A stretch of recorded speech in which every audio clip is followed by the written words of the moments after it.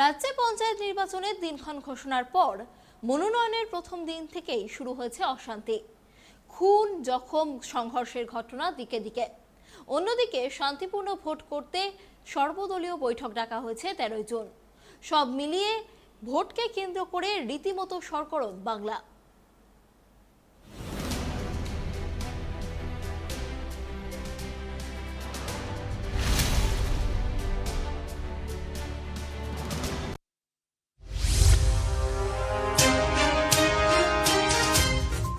মঙ্গলে সর্বদলীয় বৈঠক।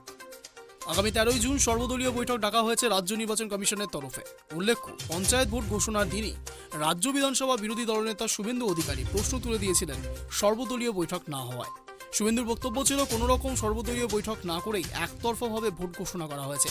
যদিও কমিশনের তরফে জানানো হয়েছিল পরবর্তী সময়ে সর্বদলীয় বৈঠক ডাকা হবে। সেই মতো আগামী 13 জুন সর্বদলীয় বৈঠকের আয়োজন করেছে রাজ্য নির্বাচন কমিশন।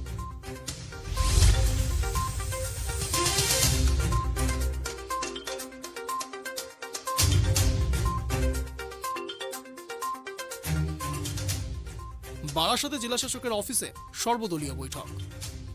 আসন্ন পঞ্চায়েত নির্বাচন নিয়ে বারাসাতে জেলাশাসকের দপ্তরের সর্বদলীয় বৈঠক হয়ে গেল শনিবার। সেই বৈঠকে বিজেপি, কংগ্রেস, সিপিআইএম এবং তৃণমূল কংগ্রেসের তরফ থেকে প্রতিনিধিরা উপস্থিত ছিলেন।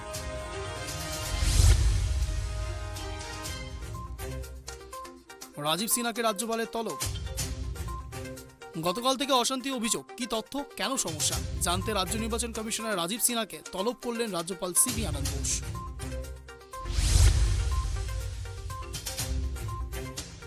মনোনয়নে বাধা, পথ অবরোধ সৌমিত্র। মনোনয়ন পর্ব ঘিরে এবার উত্তেজনা ছড়ালো বাঁকুড়ার পাত্রসায়রে। অভিযোগ, এদিন বিজেপি কর্মীরা মনোনয়ন জমা দিতে গেলে তাদের বাধা দেয় তৃণমূলের একাংশ। মনোনয়ন কেন্দ্র থেকে বেশ কিছুটা দূরে বোমাবাজিরও অভিযোগ ওঠে। প্রতিবাদে পাত্রসায়ের থানায় কাকরডাঙ্গা মোড়ে রাস্তায় বসে পড়ে অবরোধ করলেন বিষ্ণুপুরের বিজেপি সাংসদ সৌমিত্র খা। তৃণমূলের দুষ্কৃতীরা যারা আজকে লাঠি হাতে নামছে, তাদের প্রতি পার্সেন্টকে 10,000 টাকা করে দিয়ে ব্লকগুলো দখল করা হচ্ছে। 18 সালের পুনরাবৃত্তি হচ্ছে। তো আমরাও ছেড়ে কথা বলবো না। আমরা বিকাল 3টা থেকে বিষ্ণুপুরে রাস্তা অবরোধ করে রেখে দেবো এবং বাংলার প্রত্যেকটা জায়গায় বিকেল 3টের পর থেকে রাস্তা অবরোধ। যত রকম পশ্চিমবাংলা সরকার চাইছে আমরা ঠিক সেইভাবেই তাকে উপহার দিয়ে দেবো। এটুকু বলে রাখি, এটা চলতে পারে না। তৃণমূল কংগ্রেসের দুষ্কৃতীরা, যেহেতু আমি পাত্রসায়রে আছি, সেহেতু বিষ্ণুপুরে ওরা ঝামেলা করছে। আমরা বলছি গোটা পশ্চিমবাংলা আমরা একদম রাস্তা অবরোধ থেকে শুরু করে নানা রকম ভাবে আমরা অসহযোগিতায় নামবো। আমাদের মন্ডল প্রেসিডেন্টকে মারধর করা হয়েছে। আজকে 200 জনকে নিয়ে নমিনেশন করতে এসেছিল তাকে, কারণ এবং সেখানে প্রশাসন দাঁড়িয়ে দাঁড়িয়ে দেখেছে। এই বিডিওরা সবচেয়ে বেশি কালপিট। তারাই হচ্ছে বেশি, তারা কোনো মতে নমিনেশনের এই ঝামেলাটা তারাই করছে।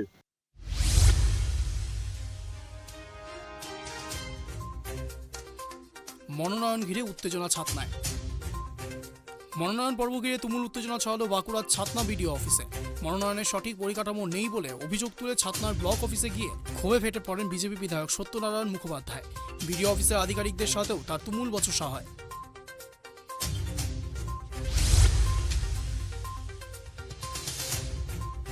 খাতড়া বিডিও অফিসে মনোনয়ন ঘিরে বিশৃঙ্খলা।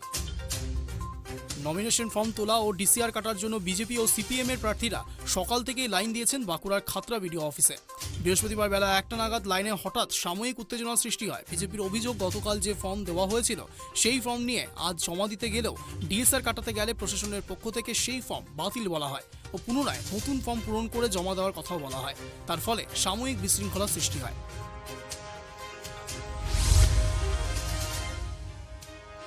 বিস্ফোরক অভিযোগ শুভেন্দু। পঞ্চায়েত ভোটের আগে বিস্ফোরক বিধানসভা বিরোধী দলনেতা শুভেন্দু অধিকারী টুইটারে শুভেন্দু লিখেছেন, তিনি জানতে পেরেছেন পুলিশের পোশাক পরিয়ে সিভিক ভলেন্টিয়ারদের কাজ করানোর পরিকল্পনা চলছে। সেই পোশাক পরেই নাকি সিভিক ভলেন্টিয়াররা ভোটের ডিউটি করবেন।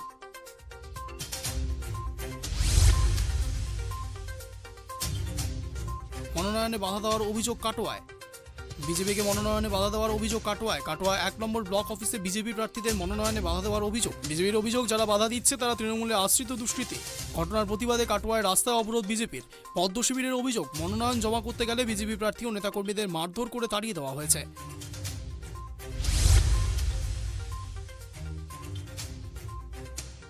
ডোমজুর খড়গ্রামে গন্ডগোল নিয়ে রিপোর্ট তলব কমিশনের।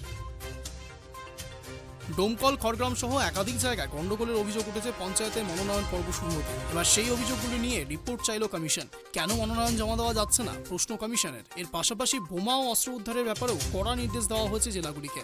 তবে কোন কোন জেলা স্পর্শকাতর তা নিয়ে এখনও সিদ্ধান্ত নেওয়া হয়নি বলে জানালেন রাজ্য নির্বাচন কমিশনার রাজীব সিনহা।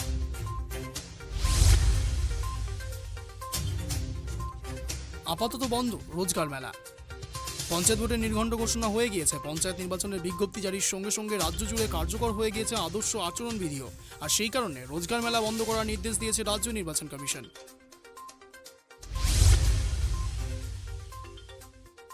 পঞ্চায়েতের আগেই বোমা উদ্ধার। পঞ্চায়েত ভোট ঘোষণা হতেই বোমা উদ্ধারকে কেন্দ্র করে চাঞ্চল্য ছড়ালো ঘুটিয়ারি শরীফে।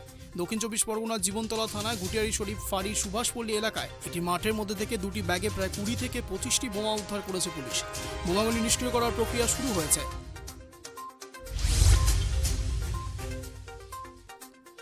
তৃণমূল কর্মীদের ভোট বয়কটের ডাক।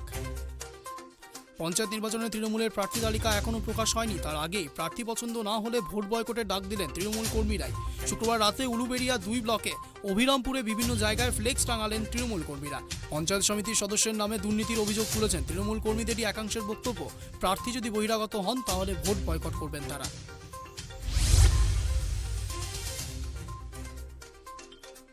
শামশেরগঞ্জে বোমা উদ্ধার। ভোটের ঘণ্টা বেজেছে। মনোনয়নের প্রথম দিনে মুর্শিদাবাদের শামশেরগঞ্জে ব্যাগ ভর্তি তাজা বোমা উদ্ধার। শুক্রবার সন্ধ্যায় ঘটনায় ব্যাপক চাঞ্চল্য ছড়িয়েছে মুর্শিদাবাদের শামশেরগঞ্জ থানার উত্তর অন্তর্দীপা গ্রামে। বোম স্কোয়াড বোমগুলিকে উদ্ধার করে নিষ্ক্রিয় করে। বোমাগুলি এলাকায় কারা রাখলো তা নিয়ে তল্লাশি চলছে।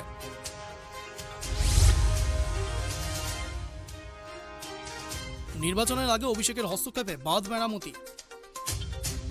প্রশাসনের আধিকারিকদের বারবার বলেও কাজ হয়নি। শেষে অভিষেকের হস্তক্ষেপেই ঝাড়গ্রামে শুরু হলো বাঁধ সারানোর কাজ। নেতার গুঁতোতেই এলাকায় যান সেচ মন্ত্রী। শুরু হয় বিনপুরের কোড়ার ও রাউত বাঁধ সারানোর কাজ।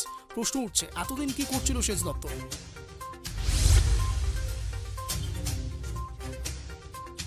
শুভেন্দু বিধানসভায় শীত তৃণমূলের। শুভেন্দু বিধানসভায় শীত কাটল তৃণমূল। নন্দীগ্রামের সোনাচূড়া এলাকার আদি বিজেপি নেতা বিজন দাস যোগ দিলেন তৃণমূলে। বিষয়টিতে আমল দিতে নারাজ বিজেপি। গেরুয়া শিবিরকে কটাক্ষ ঘাসফুলের। তৃণমূলে যোগ দিয়ে বিজেপিকে আক্রমণ দলত্যাগী নেতার। পাশাপাশি ক্ষোভ শুভেন্দু অধিকারীর বিরুদ্ধেও।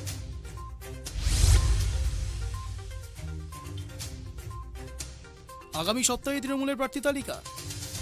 তৃণমূল সূত্রে খবর, আগামী সপ্তাহে প্রকাশ হবে দলের প্রার্থী তালিকা। প্রার্থী তালিকা কেন্দ্রীয়ভাবে প্রকাশ করা হবে না। প্রায় 60,000 প্রার্থীর তালিকা প্রকাশিত হবে সংশ্লিষ্ট জেলা থেকে। Bureau report, 5 TV।